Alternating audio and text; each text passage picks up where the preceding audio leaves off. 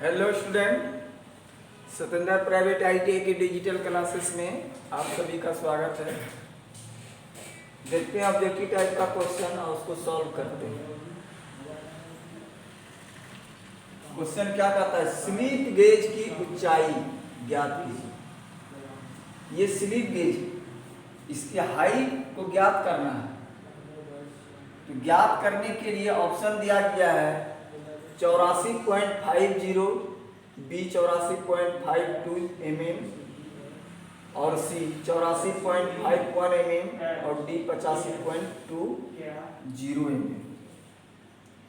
तो इसको ज्ञात करने के लिए सूत्र, जैसे साइन थीटा का मान दिया गया है, साइन 25 डिग्री का मान क्या दिया गया है?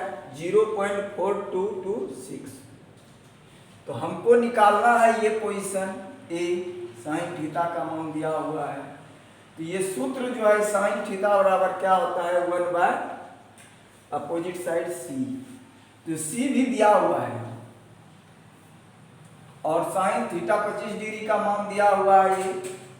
तो उसको जब मल्टीप्लाई कीजिएगा तो option number B 84.52 mm answer आएगा, यानी ऑप्शन नंबर बी सही है। नेक्स्ट क्वेश्चन देखते हैं। फीलर गेज के कितने सेट होते हैं? Option A set number 1 2, B 1 2 3 4, C 1 2 3 4 5 और डी 1 2 3 4 5 6। यानी 2 से 6 सेट में A B C D option में दिया गया है, लेकिन फीलर गेज का सेट जो है वो ऑप्शन नंबर बी 4 सेट में पाए जाते हैं। नेक्स्ट क्वेश्चन देखते हैं। रेडियस और फिलेट गेज बनाने के लिए किस मटेरियल का उपयोग किया जाता है? Option A tool steel, B कठोर इस्पात, सी उच्च कार्बन स्टील और डी मध्यम कार्बन स्टील। तो फीलर गेज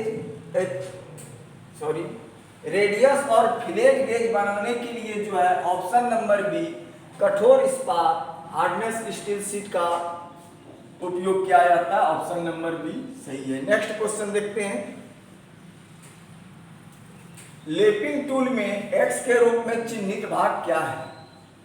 ये लेपिंग टूल्स है, इससे लेपिंग क्रिया की जाती है, लेकिन ये एक्स के चिन्हित भाग का नाम पूछ रहा है कि ये क्या है, कौन सा भाग? ऑप्शन देखते हैं। ऑप्शन ए दिया है स्लिप, ऑप्शन बी बूश, सी स्लीव और डी ग्रूव। फिगर में जिस भाग को हम लोगों को पूछा गया है तो वो भाग जो है, ये भाग स्लिट कहलाता है। ये भाग ऑप्शन नंबर ए स्लिट कहलाता है। नेक्स्ट क्वेश्चन देखते हैं।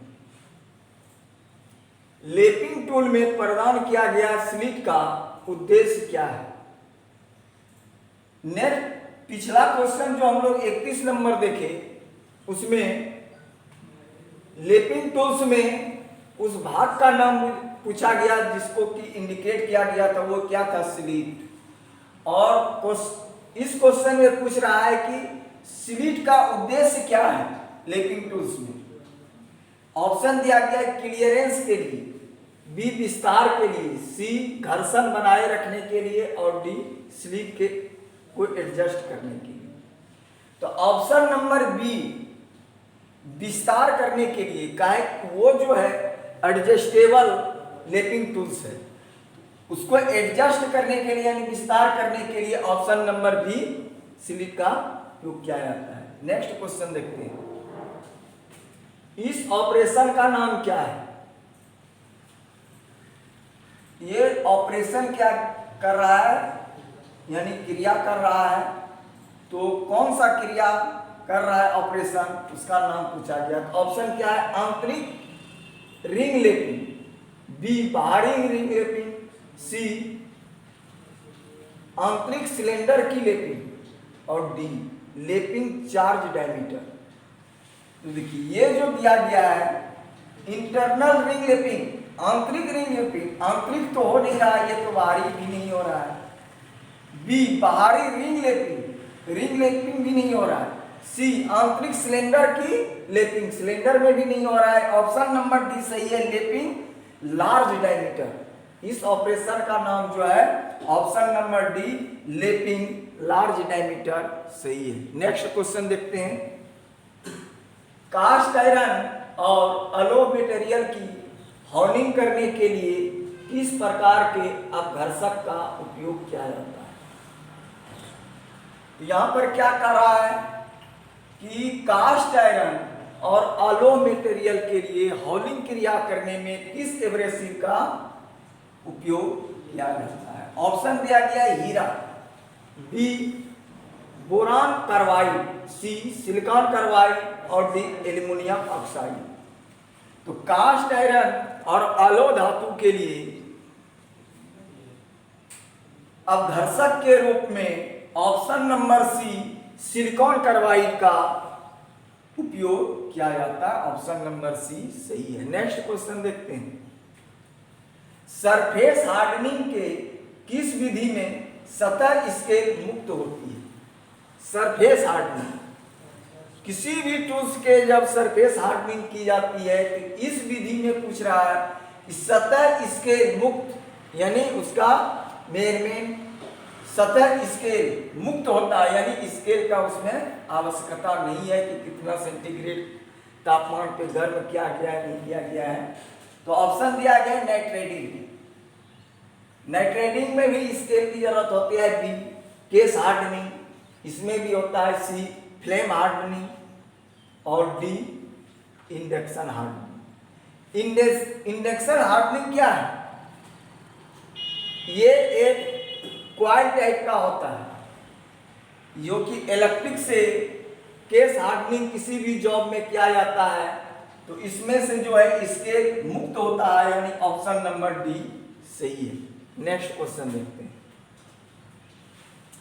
यदि स्टील को क्रिटिकल तापमान तक गर्म किया जाता है और भट्ठी में बहुत धीरे धीरे ठंडा किया जाता है तो उस प्रक्रिया का नाम क्या है? यदि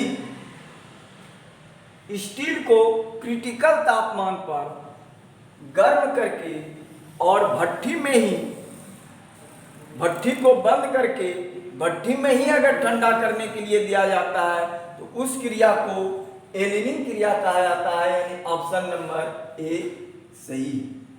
नेक्स्ट क्वेश्चन देखते हैं। स्टील घटक की संरचना को परिष्कृत करने की प्रक्रिया क्या है? स्टील घटक की संरचना को परिष्कृत करने की क्रिया क्या है? यानी स्टील घटक की संरचना यानी आंतरिक संरचना में परिवर्तन करने की क्रिया को क्या कहा जाता है? वही क्वेश्चन पूछ रहा है। तो ए क्या दिया गया है? टेम्परिंग, बी एनेलिंग, सी हार्डनिंग और डी नॉर्मलाइजिंग। तो स्टील घटक की संरचना को प्रस्तुत करने के लिए ऑप्शन नंबर डी नॉर्मलाइजिंग प्रक्रिया किया जाता है, जो कि किसी भी जॉब का ऑपरेशन करने में आसानी हो। नेक्स्ट क्वेश्चन देखते हैं। ऑप्शन नंबर डी सही है। Next question. गर्म साल्ट बाथ में कौन सा सरफेस हार्डनिंग की विधि की जाती है? Option A nitrating, B gas carburising, C pack carburising और डी लिक्विड कार्बोराइजिंग। गर्म साल्ट बाथ यानी एक बाथ में सरफेस हार्डनिंग की विधि जो की जाती है वह कौन सा विधि है?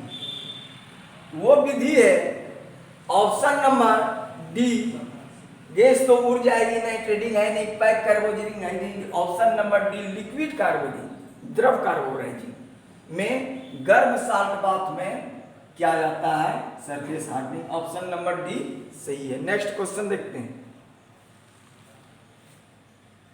एक्स से चिन्हित भाग का नाम क्या है? इस भाग को पूछ रहा है कि इस चिन्हित भाग का नाम क्या है? ऑप्शन दिया गया है टेपर शाफ्ट। तो टेपर तो यह दिखाई नहीं पड़ रहा है, ये नहीं है। बी स्प्लाइड शाफ्ट, ये भी नहीं है। सी दांतेदार सांप। देखिए ये जो है, ये सांप जो है, इसमें सांप के समानांतर, अक्ष के समानांतर ये दांतें कटे हुए हैं। ऑप्शन नंबर सी दांतेदार सेरेटेड सांप, दांतेदार सांप है। ऑप्शन नंबर सी सही है। स्क्रू पिच गेज भी नहीं है। ऑप्शन नंबर सी सही है। नेक्स्ट क्वेश्चन देखते हैं। किस की का आयताकार क्रॉस सेक्शन होता है जो शाफ्ट और हब दोनों पर कटे कीवे में फिट होता है? क्या कारक? किस की का आयताकार क्रॉस सेक्शन होता है, आयताकार जो शाफ्ट और हब दोनों पर कटे कीवे में फिट होता है। ये ऑप्शन नंबर क्या दिया गया है? ऑप्शन ए सन की, बी फेदर की, सी फ्लैट सेडल की और डी होलो सेडल की। आयताकार सेक्शन जो होता है वो सन की में होता है, यानी ऑप्शन नंबर ए सही है। नेक्स्ट क्वेश्चन देखते हैं। टेपर्ड सॉफ्ट पर फिटिंग के लिए कौन सी की उपयोगी है? यानी टेपर शाफ्ट है, शाफ्ट जो है टेपर में, तो उस पर फीड करने के लिए कौन सा की यानी चाबी का उपयोग किया जाता है? ऑप्शन क्या दिया गया है? फेदर की, बी जीव हेड की, सी बुडरफ की और डी फ्लैट सैडल की। तो टेपर शाफ्ट पर फिटिंग के लिए ऑप्शन नंबर सी बुडरफ की का उपयोग किया जाता है, क्योंकि इसका ऊपर जो है, ऊपर सरफेस वो आयताकार होता है, फ्लैट टाइप का, और अंदरूनी जो है वो अर्धवृत्ताकार होता है, यानी ऑप्शन नंबर सी सही है। नेक्स्ट क्वेश्चन देखते हैं। सर्कुलर टेपर की का उपयोग कहां किया जाता है? सर्कुलर टेपर की का उपयोग कहां किया जाता है? ऑप्शन दिया गया है। A light duty transmission, B heavy duty transmission, C कम गति की आवश्यकता और डी उच्च गति की आवश्यकता। तो इसमें से जो है option number A light duty transmission, circular taper की का उपयोग लाइट ड्यूटी ट्रांसमिशन के लिए किया जाता है। ऑप्शन नंबर ए सही है। नेक्स्ट क्वेश्चन देखते हैं। शाफ्ट के साथ घूमने की अनुमति दिए बिना प्लेन बेरिंगों को कैसे पोजीशन में रखा जाता है? ऑप्शन ए क्लैंप के द्वारा, बी बोल्ट और नट द्वारा, सी की या स्क्रू द्वारा, डी लॉकिंग डिवाइस द्वारा। शाफ्ट के साथ घूमने की अनुमति दिए बिना प्लेन बेरिंग को ऑप्शन नंबर सी की या स्क्रू द्वारा पोजीशन में रखा जाता है प्लेन बेरिंग को। तो ऑप्शन नंबर सी सही है। नेक्स्ट क्वेश्चन देखते हैं। इस की का नाम क्या है? इस की का नाम पूछ रहा है, यानी ये कौन सा चाबी है? ऑप्शन क्या दिया गया? फ्लैट सेडल की, बी टेपर शंख की, सी पैरेलल शंख की और डी होलो सेडल की। तो ये जो है option number A flat saddle की, ये शाफ्ट पर जो है, शाफ्ट पर ग्रुप कटा हुआ चाबी घाट नहीं है। ये जो है शाफ्ट को ऊपर से फाइलिंग करके चाबी के आयताकार जितना भी होता है उस अनुपात से इसको किया जाता है, और इस पे जो पुल्ली है इसमें से दोनों को फिट किया जाता है। यानी शाफ्ट के बीचों बीच की वे कटा हुआ नहीं रहता है। यानी option number A flat saddle की ऑप्शन सही है। नेक्स्ट क्वेश्चन देखते हैं, इस की का नाम क्या है? इस की का नाम जो एक्स के इंडिकेट किया गया है कहता है क्या है? तो ऑप्शन दिया गया है शंख की, बी फेदर की, सी जीव हेड की और डी बुटरफ की। ये जो दिया गया है कि देखने पर पता चलता है कि ये जीव हेड की है, ये हेड बना हुआ है जीव हेड की। ऑप्शन नंबर सी सही है। नेक्स्ट क्वेश्चन देखते हैं, ताले की मरम्मत और चाबियों में हार्ड नॉच की फाइलिंग करने के लिए किस फाइल का उपयोग किया जाता है? Option A pillar file, B flexible file, C warding file और डी स्विस पैटर्न फाइल। तो ताले की मरम्मत और चाबियों में हार्ड नॉच की फाइलिंग करने के लिए जो है वो option number C warding file का उपयोग किया जाता है। यानी ऑप्शन नंबर सी सही है। नेक्स्ट क्वेश्चन देखते हैं, इस स्क्रू का नाम क्या है? इस स्क्रू का नाम पूछ रहा है। ऑप्शन क्या दिया? ग्रम की, B driver screw, C self tapping screw और डी थ्रेड कटिंग स्क्रू। तो ये जो स्क्रू है option number B driver screw है, इसको हैमर ड्राइवर स्क्रू भी बोला जाता है। यानी इस स्क्रू को कहीं भी पतली सी नेम प्लेट वगैरह में देके हैमर से छोड़ देके इसको सेट किया जाता है। यानी option number B driver screw सही है। नेक्स्ट क्वेश्चन देखते हैं, लॉक वाशर का क्या फायदा है? Lock washer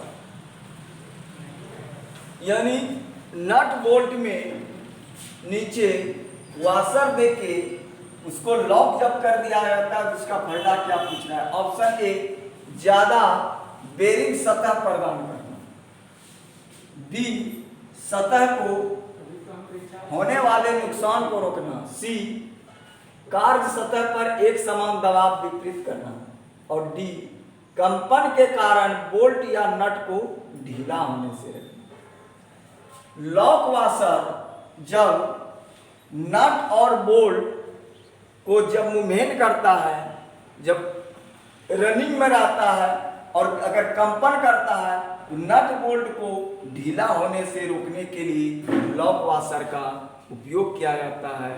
option number B सही है। अगले क्लास में फिर हम लोग ऑब्जेक्टिव टाइप का क्वेश्चन सॉल्व करेंगे। तब तक के लिए धन्यवाद।